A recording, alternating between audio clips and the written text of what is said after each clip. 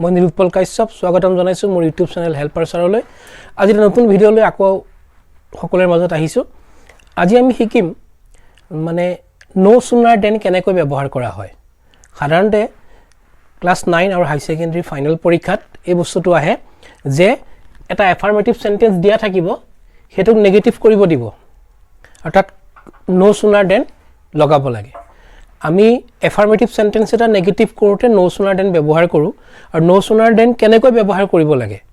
হেতু দুটা নিয়ম আছে হেতু নিয়মে আমি আজি আলোচনা কৰিম প্ৰথম বাক্যটো আমি চাই ল'ব লাগিব এটা বাক্য দিয়া আছে affirmative as soon as they went out the teacher came no sooner than তো আমি কিটা ব্যৱহাৰ কৰিম যেতিয়া আমি এনেকুৱা পাম as soon as এই শব্দটো আমি যেতিয়া পাম এতিয়া আমি চাব লাগিব যে দুটা ভার্ব দিয়া আছে এটা হল went এটা হল came দুইটা past tenseতে দিয়া আছে নো সুনাৰ দেন লগাওতে আমি কি কৰিব লাগিব নো সুনাৰটো প্ৰথমতে আমি লগাই ল'ব লাগিব কিন্তু ইয়াত যে না থাকক আমি ইয়াত কি লগালো এতিয়া প্ৰথম নো সুনাৰ লগালো লগোৱাৰ প্ৰথম নিয়মটো হল যে ইয়াত আমি হেড লগাব পাৰো প্ৰথম নিয়মটো এতিয়া নো সুনাৰ হেড দে হল এতিয়া যেহেতু আমি ইয়াত হেড লগালো ইয়াত আছিল went তাৰ মানে আমি এটো এতিয়া হেড যেহেতু লগালো ইয়াৰ লগত সদায় কি বহিব ভার্ব 3 বহিব মানে past participle বহাব লাগিব হেড went কেতিয়াও নহয় হেড গান হ'ব পাৰে গতিকে no sooner had they went or past participle কি হল গান ইয়াত বহি গল আউট নো সুনাৰ হেড দে গান আউট ইয়াত আকৌ দেন বহাই দিলে হল দেন the teacher came এই পিছৰ বাক্যখনত আমি একো খলনি কৰা নাই আমি ইয়াত একো খলনি কৰা নাই যি the teacher came যেনেকৈ আছিল তেনেকৈ পাতি দিলো খালি আমি ইয়াত কি লগাই দিলো দেন লগাই দিলো আগফালে কি লগালো নো সুনাৰ এটো এটা নিয়ম এটো নিয়ম কৰোতে কি কৰিব লাগিব যে হেড বহাব লাগিব প্লাস ভাৰ্ব 3 ভাৰ্বৰ যেটো 3 নম্বৰ ৰূপ past participle টো লগাব লাগিব হেতু এটা নিয়ম এতিয়া আহিম দ্বিতীয় নিয়মটো দ্বিতীয় নিয়মটো আমি এনেকৈ নো সুনাৰ লগাব পাৰো প্ৰথমতে ইয়াত লগাই দিলো নো সুনাৰ এতিয়া ইয়াত ব্যৱহাৰ কৰিছিলো হেড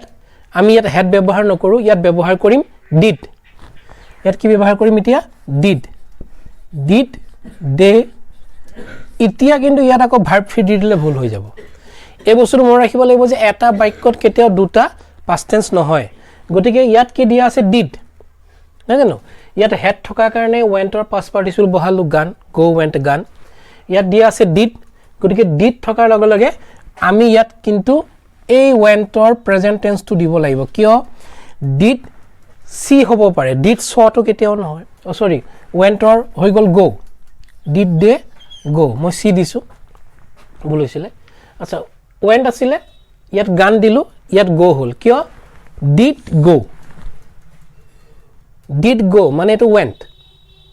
কাৰণ did থাকি পেলাই আমি ইয়াত গান দিব নোৱাৰো হেড থকা কাৰণে গান দিছো did থকা কাৰণে আমি ইয়াত কি দিলো ভার্ব 1 দিলো no sooner did they go out বাকিখিনি আমি আগৰ দৰে পাতি দিব পাৰিম then the teacher came তাৰমানে এটা বাক্যটোত কি হৈ গল